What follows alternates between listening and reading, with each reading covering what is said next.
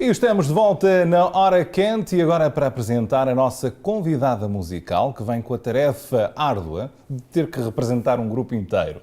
É algo que provavelmente já fez muitas vezes ao longo dos 20 anos de existência desta banda. Esta banda que revolucionou por completo o que era a música dance em Portugal. Sinceramente, acho que são pioneiros nesse campo. Estiveram por cá para atuar nas celebrações do Dia de Portugal em Fall River, onde milhares de pessoas quiseram dançar e aplaudir esta fantástica banda, da qual também sou fã. Senhoras e senhores, do conjunto Santa Maria, Filipa! Olá, Filipa, boa noite. Olá, boa noite, Ricardo. Seja bem-vinda à Hora Quente, aos Estados Unidos. Embora não seja a primeira vez nos Estados Unidos. Não. Mas já lá vão alguns aninhos, não é? Já vão alguns aninhos e muitas vezes a passar por cá. Muitas. Exatamente. Eu recordo da última vez que assisti a um espetáculo vosso, foi em Providence, no Dunkin' Donuts Center, Sim, que foi há uma uns arena 7, 8 anos, enorme, por aí. exatamente, Sim. e foi simplesmente fantástico. Não é? Foi uma versão diferente dos nossos concertos cá. E eu, por acaso, gostei bastante. Estávamos com um bocadinho de receio do pavilhão, que era um pavilhão bastante imponente na altura. Exato. Mas foi um espetáculo que me ficou gravado, por acaso, e gostei muito. Sem dúvida, sem dúvida. Santa Maria celebra este ano 20 anos de existência. E parece que foi ontem, não é?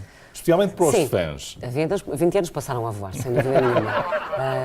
Eu acho que nenhum de nós tinha de facto ideia que esta longevidade da banda pudesse ser tão notória conforme nós viemos a comprovar ao longo destes anos. Porque o projeto, quando foi idealizado para 5 anos. Sim. Exatamente porquê? Porque, na altura, e você abriu o programa a falar exatamente isso, cantar dance music em português era de facto um projeto pioneiro na altura, era inovador e havia esse receio da nossa parte em relação à receptividade boa ou má ou razoável em relação à aceitação do nosso projeto.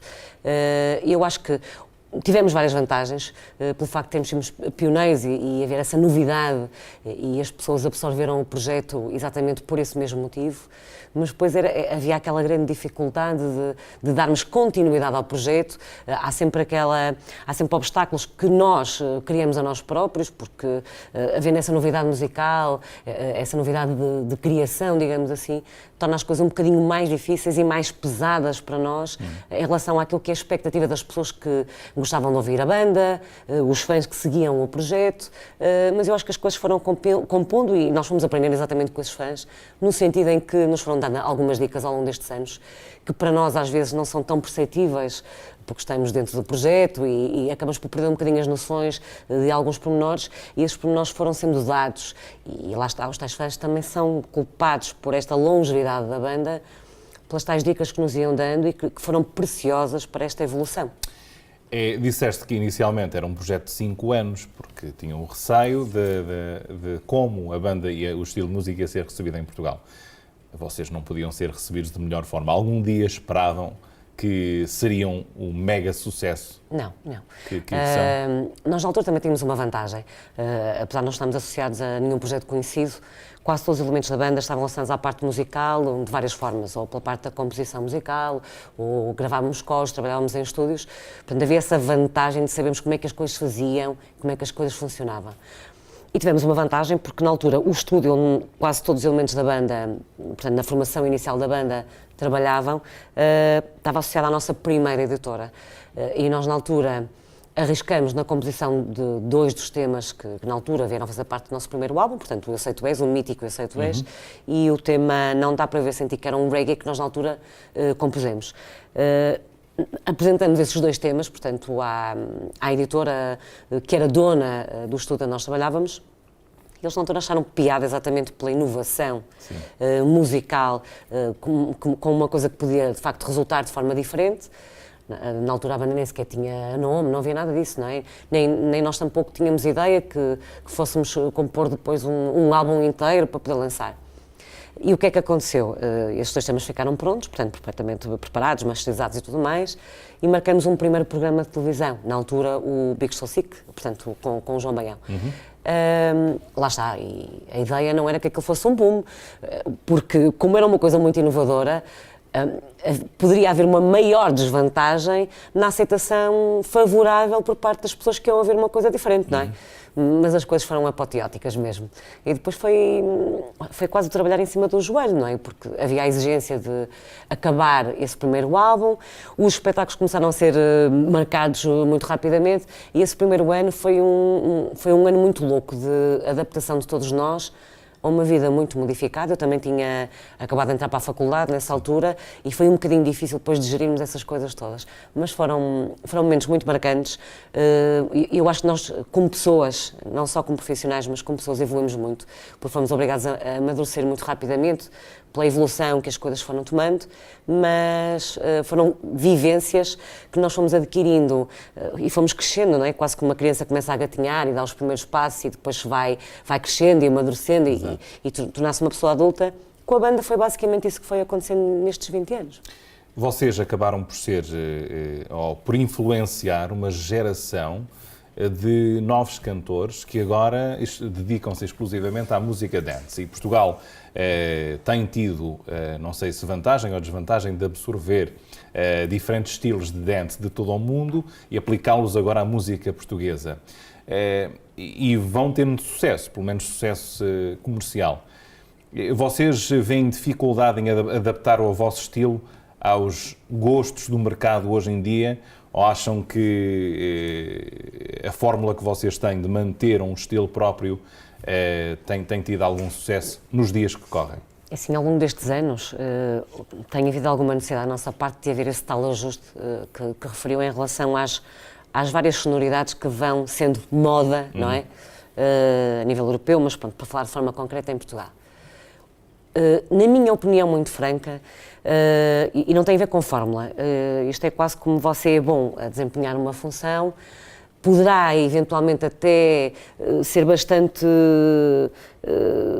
bom também numa parte mais divergente daquilo que realmente serão as suas competências, mas as pessoas que gostam do projeto gostam de assumir aquilo pelo qual as pessoas foram dadas a conhecer ao público. E você se ouvir o trabalho da banda nestes 20 anos, pronto, os reggae, já não falo dos reggae, porque desde o início nós fomos lançando isso, e nem das baladas, mas, por exemplo, os kuduros, os ragatons, por exemplo, são temas que as pessoas vão ouvindo de uma pincelada ou outra nos álbuns que nós vamos lançando, às vezes são incluídos a nível das tours que nós vamos selecionando.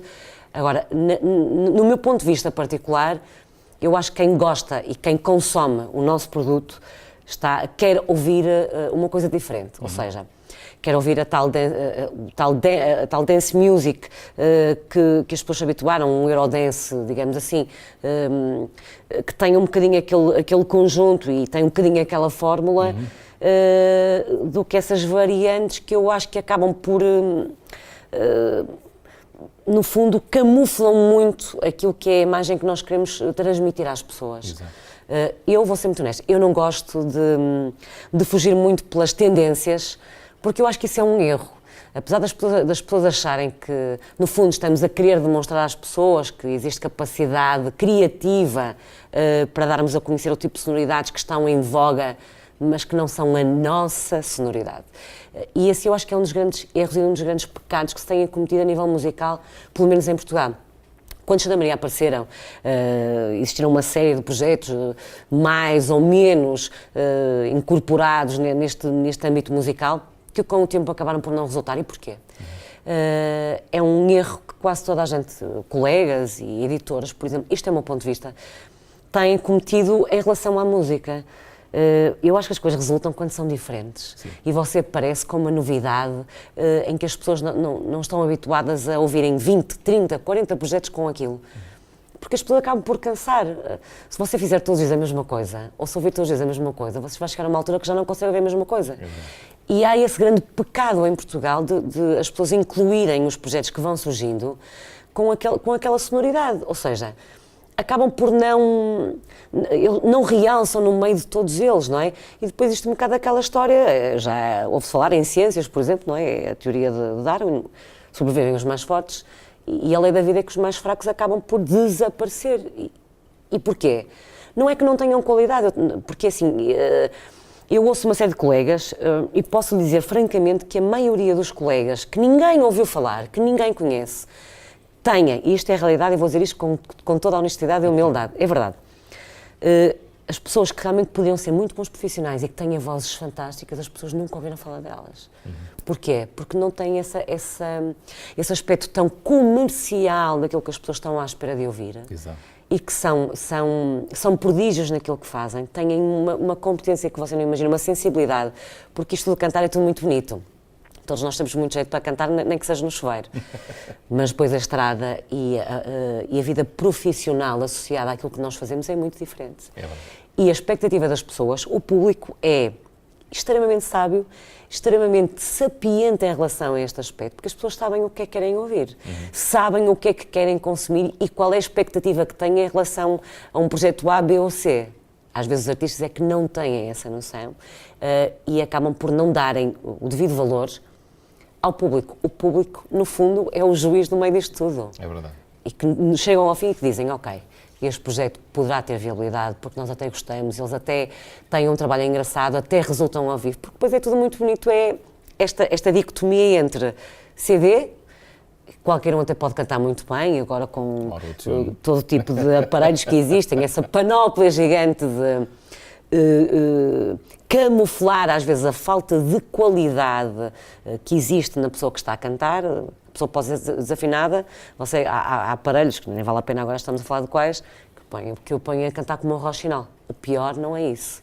É que no CD é tudo muito bonito, mas ao vivo as coisas funcionam de outra maneira. Primeiro porque há um impacto e uma distância muito diminuta entre artista e público. Sim. E o público não é como há uns anos atrás, que ouve aquilo que você quer que as pessoas ouçam. Não. O público é mesmo sábio, sabe o que é que quer ouvir e sabe o que é que tem ou não tem qualidade. E às vezes essa é a grande desvantagem dos colegas, de menosprezar a capacidade sábia que o público tem. Filipa, apesar de vocês serem conhecidos como banda dance, tu então mostras a tua qualidade vocal nas baladas que vocês têm gravado ao longo dos anos também. Fantásticas mesmo. Eu fazia um programa matinal durante muitos anos, 6 dias por semana, e não havia uma semana que não se tocava o Santa Maria. Mas de vez em quando tinha que colocar a balada lá também, porque tu tens uma capacidade vocal fora de série, não é? Que às vezes em música dance não conseguimos apreciar tanto como numa balada. É diferente. E ainda bem que vocês incluíram sempre baladas para dar o valor eu sou um bocado suspeita, porque por mim Santa Maria eram baladas, mas não podia ser, não é? Pois. Por isso há ali uma adaptação. Vamos agora regressar ao passado, se me permites. Eu acho que se isso fosse há 15 anos talvez não faria isto, mas quero mostrar aqui em casa o pessoal e peço à produção para já mostrar esta imagem, Filipa, para tu reagires e explicares o que se passa aqui. Eu, por acaso, há pouco tempo estive com essa foto na mão. Pronto, este é um projeto, foi um projeto que eu tive durante muitos anos. Uhum. Aliás, foi nesse projeto que eu cresci como artista, e vou-lhe explicar porquê. O meu irmão é mais velho do que eu, 7 anos. Sim. Sempre, na área musical nós sempre tivemos, há ali um elo umbilical mesmo muito forte, e o meu irmão é miúdo, porque o nosso pai, tinha ali uma certa mágoa de gostar de seguir a carreira musical, mas os tempos eram outros e as dificuldades também, e então sempre nos incutiu muito esse gosto muito particular pela música. E o meu irmão, ao mesmo tempo que fazia a escola normal, fez o conservatório todo de música na nossa cidade, que é a cidade do Porto. E foi-me sempre incutindo muito este gosto pela música. Ele, na altura, tinha um semi-estudiozito que o meu pai fez para ele. Pronto, ele sempre teve muito jeito para a área da composição musical. E começou desde muito cedo a tocar, na altura não se chamavam sintetizadores, chamavam-se órgãos, e a fazer as festinhas dele. Pronto, e depois foi-me sempre ensinando e tal.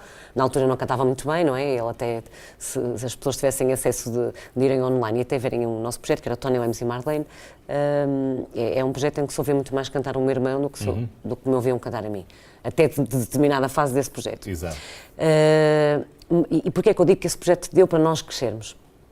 Porque era um projeto difícil, era um projeto de música ligeira portuguesa, onde não havia capacidade para nós exigirmos perante as pessoas que nos contratavam determinado tipo de coisas que eu acho que são importantes. Por exemplo, hoje em dia, para a banda, para nós podermos dar o nosso melhor e para podermos permitir a quem vai assistir aos concertos ouvir as coisas conforme têm que ouvir.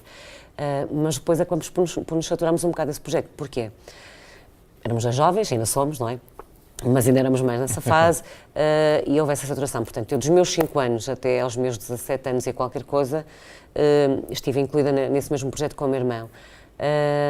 E já nos identificávamos com um tipo de músicas que incluímos nesse projeto. E lá está, como havia essa tal vantagem que lhe falei há pouco, de trabalharmos também no estúdio, na altura, pronto, surgiu essa mesma ideia de haver essa composição de temas diferentes, com sonoridades com as quais nós nos identificássemos mais. Pronto, eu não vou dizer que o fator sorte que não foi importante, foi. Sim. Foi. Tal e qual como eu digo. Eu até posso gostar muito de me ouvir e saber que o projeto que nós temos é um projeto com qualidade, mas também tenho noção e capacidade de observar o que é que nos rodeia e saber que há colegas fantásticos e com capacidade de poderem ir muito mais longe. Mas a sorte é um fator primordial. E às vezes as coisas não se conjugam, não é? Esse projeto, durante vários anos, dedicava-se mais à música popular, ligeira portuguesa, sim, ligeira. sem dúvida. O que é que, pronto, explicaste aqui, o desejo de começar a cantar aquilo que vocês mais identificavam dentro do seu gosto pessoal. Mas houve ali um ato de rebeldia, olha, vamos esquecer isto. Não, chegamos agora nós a uma quando idade chegamos que... a essa fase, eu lembro perfeitamente, foi em 97, o meu irmão tinha acabado de se casar e eu tinha acabado de entrar na faculdade. E obviamente que o tempo disponível depois não seria o mesmo. E como já havia essa saturação, tanto do meu lado como dele, e ele já estava muito mais relacionado com essa parte de trabalhar em estúdio, a parte de composição, de masterização, tínhamos dito um ao outro que pronto, tinha chegado aquele timing limite de estarmos associados a esse projeto. Pronto, ele, na altura, depois as coisas acabaram por surgir de uma forma natural e lá está. Se já nos queixávamos que o tempo ia ser diferente, porque ele estava associado a um projeto e eu estava na faculdade, acabou por ser muito mais complicado depois de gerir as coisas com a forma como o projeto de Santa Maria foi decorrendo, porque o ano de 98, pronto, o primeiro concerto que a banda deu foi a 25 de março de 1998. E posso lhe dizer que eu tinha imensa dificuldade para ir à faculdade e na altura fui obrigada, porque tinha muitas cadeiras com a parte prática, com uma componente muito prática, e tive que colocar o Estatuto de Trabalhador Estudante para não chumbar às cadeiras, porque não tinha mesmo hipótese. E vinha muitas vezes direta de um concerto para a faculdade fazer exames, que foi de facto muito difícil de gerir, mas o valor que nós damos às coisas também fez com que nós crescêssemos de outra maneira e dessemos muito mais valor ao nosso trabalho, ao nosso esforço, às pessoas, que eu acho que isso é muito importante. Sabe que as pessoas têm um bocado... Eu ontem até falava com o Sr. Floriano e comentava com ele esse grande problema que as pessoas às vezes têm. Toda a gente tem um bocadinho uma ideia errada do que é a vida do artista. Há sempre esta dicotomia de acharem a vida do artista é uma vida de reis ou de princesas ou de rainhas. Isso é mentira. Não é fácil ser artista. Aliás, bem pelo contrário, obviamente que tem aquele glamour associado ao facto de você ser ou não ser uma figura mais pública e das pessoas criarem uma ideia quase que fantasiosa, quase como se fosse uma história de príncipes e princesas. Exato. Mas na realidade não é isso que acontece. É um trabalho difícil, é um trabalho duro e que acaba por ser comatado com aquele tempo em que você vai para o palco e faz aquilo que mais gosta e que dá ao público aquilo que mais gosta de fazer. E às vezes é muito difícil as pessoas perceberem que o nosso trabalho não é só feito, bom, lá está, todos nós somos profissionais nas várias áreas e toda a gente gosta de ganhar o seu dinheiro porque é assim que gera a sua vida. Mas no tipo de exposição pública que nós temos, às vezes não é fácil explicar às pessoas que aquela história que é muito fantasiosa em relação àquilo que nós fazíamos, àquilo que eventualmente é a nossa vida, não é a realidade. Mas para quem não passa, será quase impossível compreender o nível de exigência. Não é só o nível de exigência, às vezes o tipo de condições com que nós nos deparamos, às vezes não é fácil a conversação, digamos assim, com as pessoas, porque andar na estrada, a vida da estrada, é efetivamente uma vida difícil. Pois é. Dou a certeza que aqui nesta região não vão colocar o Santa Maria num canto de uma cozinha à espera de entrar em cena. Sem dúvida. Isso de certeza que não. Filipa, a base inicial do Santa Maria, portanto a primeira formação do Santa Maria, ainda hoje existe, o que é a base, sim. Fantástico. Já adquiriram mais elementos ao longo dos anos, mas qual é o segredo de 20 anos, num projeto que inicialmente era para ter apenas 5 anos, 20 anos, e manter essa camaradagem? Provavelmente nem tudo são rosas, não é? Não, obviamente. Se dissesse o contrário, eu estava aqui a mentir. A ideia não é essa, não. Pronto, eu também tenho essa grande vantagem de ter um irmão, se bem que às vezes trabalhar com família não é muito fácil. E assumo que às vezes nos pegamos um bocadinho, porque para além de termos personalidades muito diferentes, de forma intrínseca às nossas pessoas, temos formas de trabalhar também diferentes e às vezes chocamos, e lá está o à vontade que existe pelo facto de sermos irmãos, também às vezes coloca algumas dificuldades. O Luís, que está connosco desde o início, trabalhava também connosco no estudo, portanto, há ali a célula de ligação, porque todos nós fomos sempre grandes amigos e compreendemos tanto aquilo no qual nós somos muito bons a fazer e às vezes as desvantagens que nós temos nas nossas lacunas e em que depois cada um de nós acaba por colmatar essas mesmas falhas que cada um de nós tem. O Lucas veio integrar a banda posteriormente, mas já compunha e já fazia muito do nosso trabalho de estúdio, portanto acompanhou o projeto, só que estava, digamos que no backstage, não é? E depois acabou por dar cara ao projeto. Em relação às bailarinas, e que fazem também o papel de back vocals, houve uma alteração. Portanto, nós inicialmente tínhamos a Diná e tínhamos a Magda. A Diná esteve connosco até há 7 anos atrás e nós depois percebemos, não é?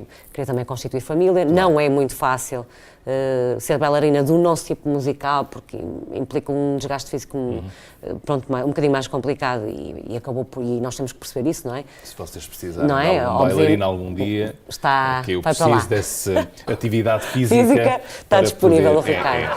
E a Magda saiu o ano passado, portanto, neste momento as bailarinas que nós temos são a Maria João e a Francisca. Tudo o resto, pronto, a banda, roadies, a produção e tudo mais, são as mesmas caras, apesar das pessoas não a conhecerem. Isso traz uma grande vantagem, primeiro porque a camaradagem é gigante. Às vezes nem é preciso haver cruzamento de palavras, porque basta um olhar para nós percebermos o que é que a pessoa nos quer transmitir. Claro. Isso é uma grande vantagem.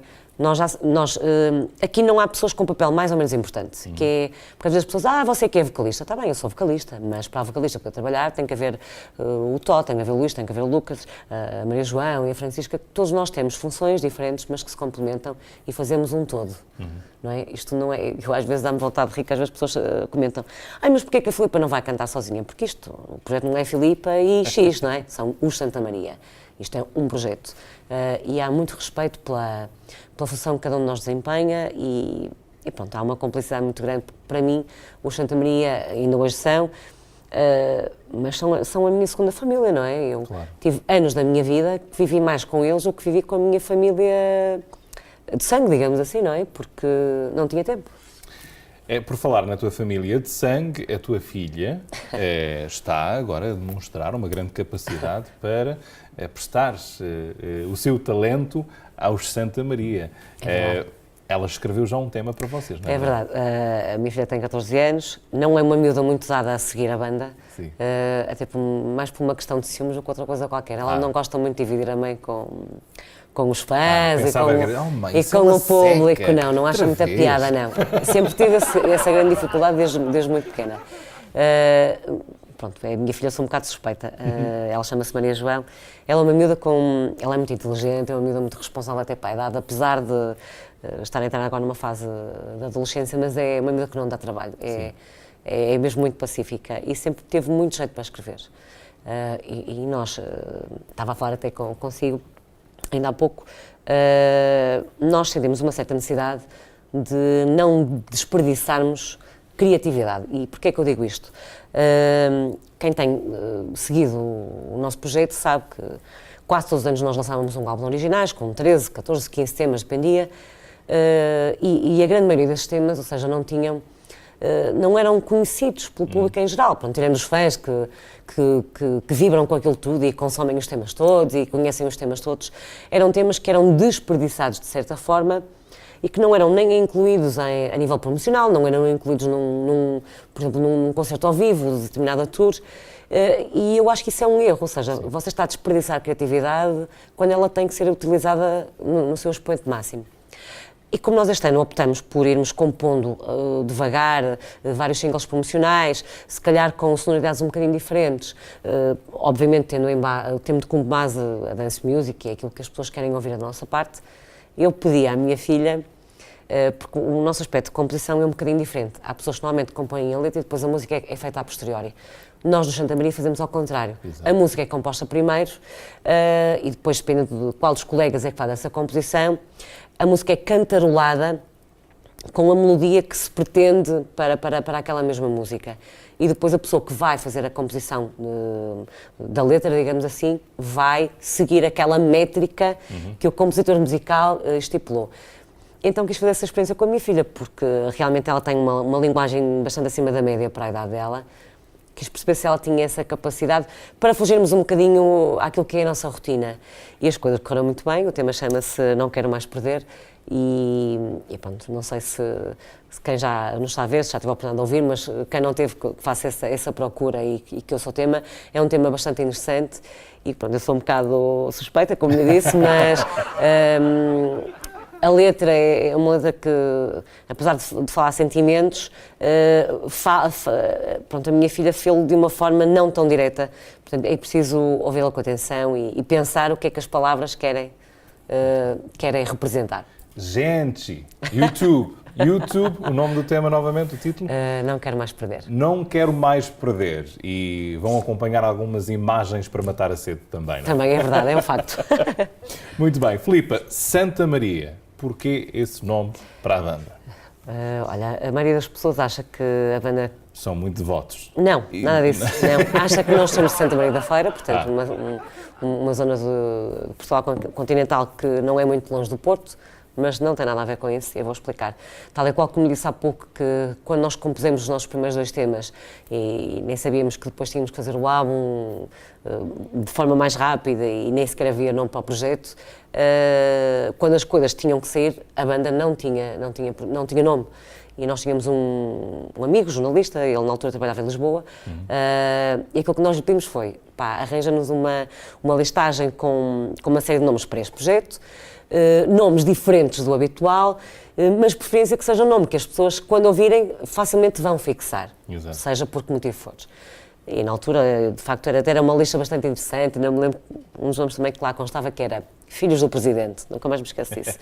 Pronto, e Santa Maria, depois, a falarmos uns com os outros, acabou por ir à votação e ser aquele que ser o vencedor. E não existe nenhuma história fantástica à volta do nome, mesmo, não.